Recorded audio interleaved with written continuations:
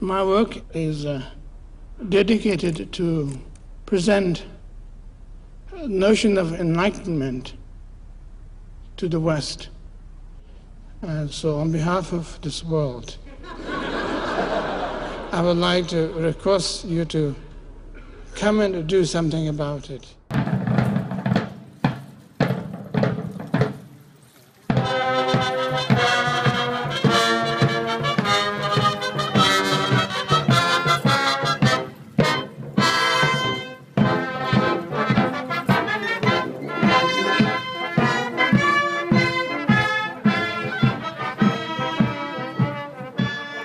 He talked about his love of England. He talked about his gratitude to this country.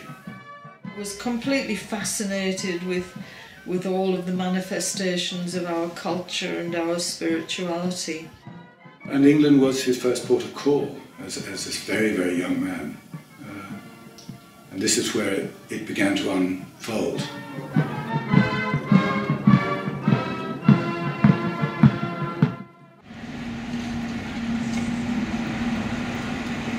So here we are in London, in Russell Square, which is right in the centre near the British Museum and near the University of London. And that's where we're going to be holding a festival called Awake in the World, a festival of meditation, arts and social vision in September, 12th to the 15th September 2013. And the inspiration is really that this is 50 years since the arrival of a young Tibetan monk, Chögyam Trungpa Rimpoché, off a ship from India here in London. And he then went on to inspire many thousands of people with his vision, not only of how he could take the teachings of Buddhism into Western life, but also how we could create a more enlightened society. He wasn't living here in London, he lived in Oxford and was studying there in Oxford, but he came frequently to London and made connections with everyone who was interested in Buddhism in London. They'd never met a real live Tibetan Rinpoche before, most of them, so he became very celebrated quite quickly. And in the festival that we're doing to celebrate his 50 years in the West, we're going to be meeting some of the people and hearing from some of the people that were students of his in the 60s. It's not a story that is often told because many of the biographies start in 1970 when he went to America. So we really want to celebrate these early years in Britain and find out more about what he was like and what he was teaching in those days. I thought, what a strange man. Nothing was quite as you expect. You can't sort of pin him down. It was alarming being around him. It was scary, but it was also joyous. One of my friends said it was like meeting a dragon. He was like a mythical creature. Almost everyone agrees that he could manifest differently. I'd say a mixture of sadness and also humour. He has beautiful writing and something connected. I just thought, I'd really like to meet this person. I cooked for him roast lamb and rosemary, roast potatoes, Yorkshire pudding, French beans. He loved that. He asked for more, and I served him. Photographs of him, stories about him. Yeah, it's almost like, you know, obviously I never met him, but it's almost like I get a real strong sense of who he was. You just looked at him and he had this, he seemed sometimes like a mountain, just a mountain, but he also had this amazing presence where somehow you just felt delighted to be around him. I feel as if my life began a second time when I encountered his work, which was cutting through spiritual materialism. Getting involved with Shambhala and the Shambhala teachings, I feel like that's changed my life quite considerably and has had a lot of impact on the way I understand the world, and I would say yes, he has had an impact on my life through those teachings. And it felt as if someone had wheeled up a cannon and blown a hole straight through me. I remember my beloved sister saying to me the following week, "How are you?" And I said to her, "I'm fine. In fact, I'm not here." And she got it. I remember when I first read Trungpa Rinpoché, it was like the first time in my life that I really felt somebody understood my mind. somebody who understood anybody's mind. They're not your average kind of spiritual books. I think there's something more to them that's quite special. What is extraordinary, and I think is paradoxical, is how he got inside the Western mind. He somehow had an ability with all his students, and with many people who are not his students,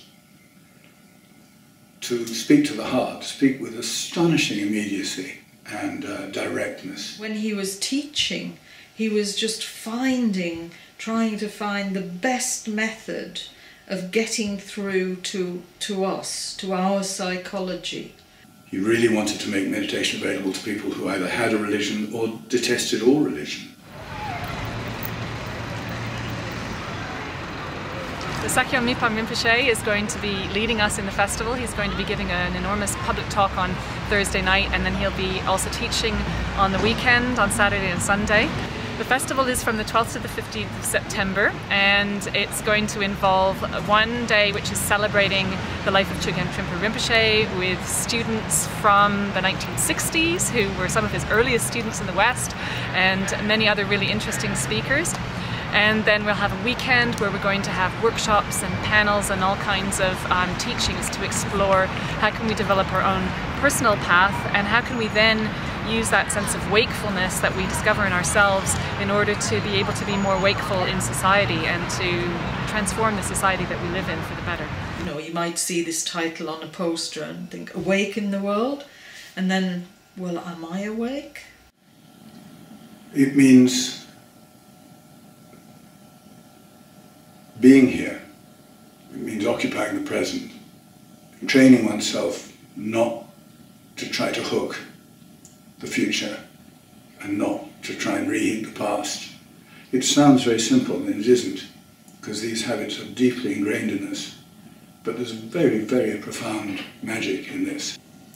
Well, today it was sitting down in a cafe and being present while I was eating my lunch, like the sort of actually tasting and feeling the textures, and watching other people's hands. Being awake to the world automatically actually means that you're awake to other people. He's right, clearly, that the spiritual path can't simply be, it can't just be for me. It must have implications for how we deal with each other. So, therefore, there is a social implication automatically. I think being sort of experiencing being together, I think that's really important. I do think London is actually, there's a lot of that happening already. I think there's a lot of small networks happening, but I think people generally, there's a sense of well-being that you can get from being connected to other people in a positive way. If the festival can actually can make a bridge to that genuine desire that people have for leading a good life, then it will be wonderful. He often said, we're not actually, as it were, necessarily going to be enlightened in one lifetime, which is a fond hope. He said that we may become good in parts, which I find encouraging. I am simply asking you to serve with us, to save and build enlightened society. Saving alone is not enough, but we have to build enlightened society at the same time. And I can hear his voice